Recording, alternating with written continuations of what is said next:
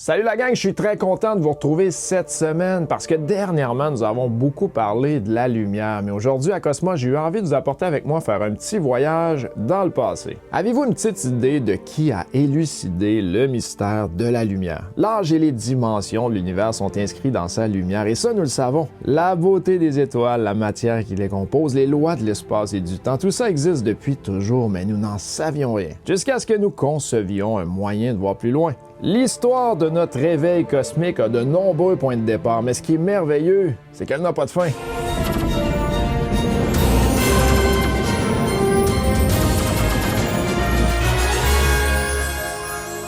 Le nom de beaucoup de pionniers nous est perdu à jamais, mais quelque part, il y a très longtemps, il y a probablement quelqu'un qui a observé la lumière jouer de ses tours de magie. Mais comment sommes-nous arrivés là? Comment les tribus nomades de chasseurs-cueilleurs dont nous descendons ont-elles évolué jusqu'à la civilisation mondialisée où nous vivons aujourd'hui? Comment avons-nous franchi toutes ces étapes? C'est beaucoup plus complexe que vous pouvez l'imaginer. Il y a eu tout d'abord les changements climatiques, la maîtrise du feu, l'invention des outils, le langage, l'agriculture, tout ça a joué un rôle, mais peut-être qu'il y a plus que ça en réalité. Oui, nous parlons beaucoup de la Chine dans le spatial, mais aujourd'hui, vous allez probablement être surpris. Ou pas. Ou pas. En Chine, il y a plus de 2000 ans, un philosophe du nom de Mo Tse aurait remarqué que dans une salle obscure, on pouvait créer des images à partir de la lumière extérieure. C'était la description du tout premier appareil photographique, la caméra obscura. C'est le principe commun à tous les dispositifs capables de reproduire des images. L'utilisation de cette étrange propriété de la lumière a donné ce que l'on peut considérer comme le tout premier film. Mo Tse est un maître de la lumière. Il est opposé à toutes les formes d'obscurantistes.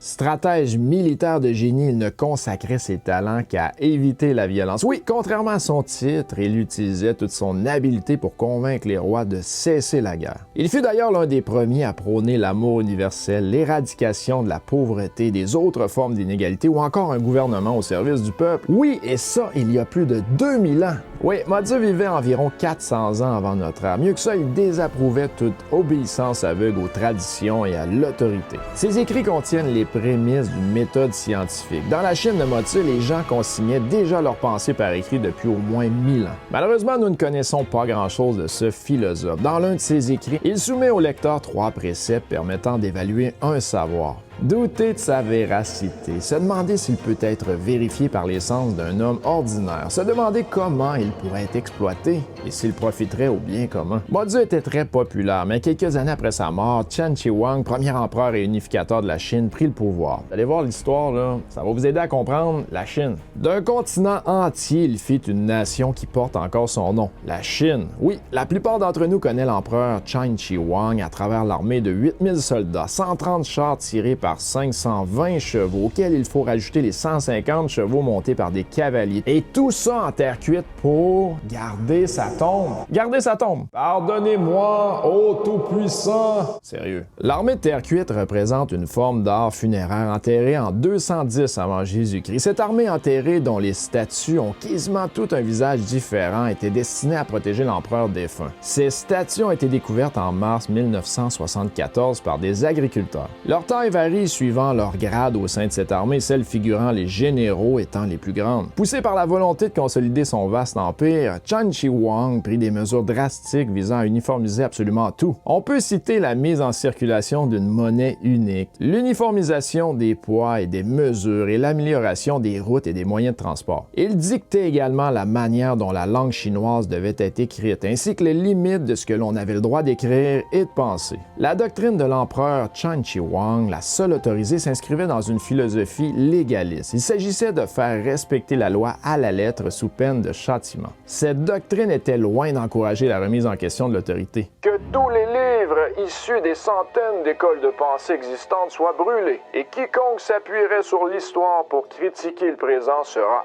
exécuté avec toute sa famille. Et oui, malheureusement, bon nombre d'ouvrages de Mo Tse, de Confucius et d'autres philosophes partirent en fumée lors du premier autodafé de l'histoire. Et autodafé, ça signifie un acte de brûler des livres ou des bibliothèques, là. C'était le début de ça. Des centaines de lettrés tentèrent courageusement de s'opposer à la destruction des livres interdits. Et c'était pas une très bonne idée car ils furent enterrés vivants dans la capitale. Ne prenez pas mon livre! Donne-moi-le ou t'es mort. T'es pas sérieux? T'as juste à le réécrire, tout est dans ta tête, man. Ouais, c'est vrai. La science a besoin de la liberté d'expression pour prospérer. Elle se nourrit d'une remise en question sereine de l'autorité et de la libre circulation des idées. N'oubliez pas, j'ai mis le mot « sereine » de l'autorité, là. Pas les conspis. La curiosité naissante qui s'était manifestée dans les écrits de Mo-Tzu et de ses disciples venait d'être anéantie. Il aura fallu malheureusement attendre 1000 ans avant que l'on ne revoie des images animées. Les Chinois et les Grecs de l'Antiquité savaient que l'on pouvait accomplir des merveilles avec la lumière, mais ils ne s'étaient jamais arrêtés à comprendre la vraie raison. Heureusement, tout changea il y a 1000 ans. Dans la ville de Basra, en Irak, vivait un autre maître de la lumière. Connaissez-vous Ibn Alhazen? Cet homme brûlait d'envie de comprendre la nature des choses. Il remettait absolument tout en question, en particulier ce que les autres tenaient pour acquis. Comment voyons-nous, se demandait-il. Certains des plus grands esprits qui l'avaient précédé affirmaient que des rayons sortaient de nos yeux et voyageaient jusqu'aux objets que nous voyons avant de retourner à nos yeux. Mais Alhazen jugea que les étoiles étaient trop éloignées pour qu'un rayon émis par nos yeux puisse les atteindre et revenir à nous en une fraction de seconde. C'était effectivement un raisonnement brillant, mais Alhazen ne s'arrêta pas là. Il chercha des moyens de forcer la nature à divulguer ses secrets. Et contrairement à notre histoire précédente, Alhazen vivait dans un contexte favorable aux nouvelles idées et aux questionnements. Prince Ali, fabulous he, Ali Ababa.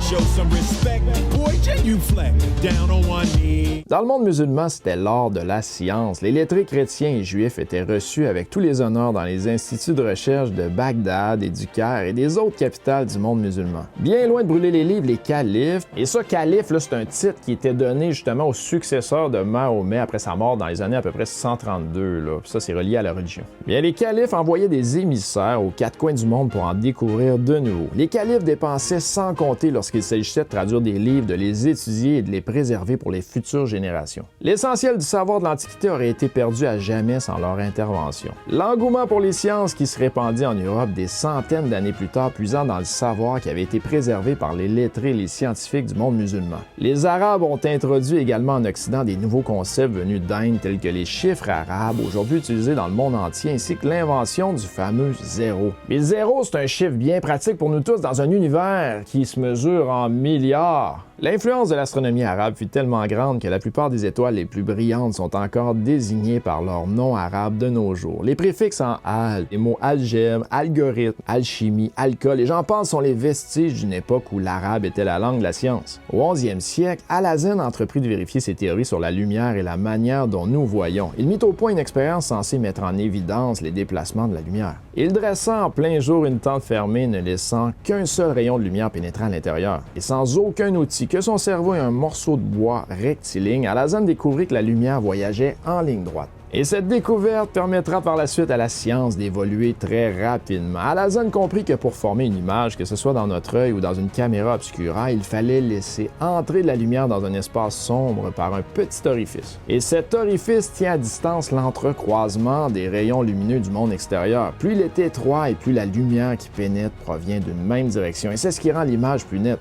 Et au lieu d'être aveuglés par la lumière, nous pouvons admirer tout ce qu'elle a à nous offrir. Alhazen construisit sa propre caméra obscura qui émerveilla les califes. C'est en plein jour que cet instrument fonctionne le mieux car, vous avez deviné, la nuit, la lumière des étoiles est bien trop faible pour former des images. En l'agrandissant, on peut faire entrer plus de lumière, mais la dispersion des rayons doit être corrigée. Et le fameux télescope, oui, un télescope, laisse entrer tous les rayons lumineux qui entrent en contact avec la surface de sa lentille extérieure, dont l'orifice est bien plus large que celui d'une caméra obscura. Ceci est l'un des tout premiers télescopes. C'est à travers cette lentille que Galilée observa le ciel en 1609. Grâce au télescope, il fut capable de soulever le rideau des ténèbres et permit la découverte des trésors du cosmos. Grâce à ces lentilles, un télescope reçoit des rayons lumineux sur une surface bien plus grande que celle de nos yeux. Les télescopes modernes possèdent une très grande surface de réception de la lumière et des détecteurs ultrasensibles. Ils observent un même point des heures durant pour accumuler le plus de lumière possible. Et les télescopes spatiaux tels que Hubble ont capturé de la lumière venue des galaxies les plus lointaines et les plus anciennes, nous offrant des images beaucoup plus claires de notre univers. Alhazen découvrit comment la lumière était capable de faire des images, mais ce fut loin d'être sa plus grande découverte. Il fut le premier à énoncer les lois de la démarche scientifique. Il inventa un moyen de corriger ses erreurs, une méthode systématique, implacable pour débarrasser son raisonnement de tout préjugé. La recherche de la vérité est ardue. Il n'y a pas de doute, mes amis, car la route qui y conduit est semée d'embûches. Pour trouver la vérité, il convient de laisser de côté ses opinions et de ne pas faire confiance aux écrits des anciens. Vous devez les mettre en doute et soumettre chacune de leurs affirmations à votre esprit critique. Ne vous fiez qu'à la logique et à l'expérimentation, jamais aux affirmations des uns et des autres, car chaque être humain est sujet à toutes sortes d'imperfections. Dans notre quête de la vérité, nous devons aussi remettre en question nos propres théories à chaque étape de nos recherches pour éviter de succomber aux préjugés et à la paresse intellectuelle. Agissez de la sorte et la vérité vous sera révélée. C'est la définition de la méthode scientifique. Elle s'est avérée si efficace qu'elle a permis d'envoyer des robots en reconnaissance jusqu'à la lisière de notre système solaire. Elle a doublé l'espérance de vie de notre espèce et ressuscité sous nos yeux des mondes disparus. La science nous a permis d'annoncer des événements qui se produiront dans un avenir éloigné, de communiquer des informations à la vitesse de la lumière. Cette manière de penser nous a dotés de pouvoirs qu'Aladin lui-même aurait considéré ça comme de la sorcellerie. Mais en réalité, c'est lui qui nous a lancés dans cette quête interminable. Il nous a conduits jusqu'à un endroit où la lumière elle-même est entourée de ténèbres.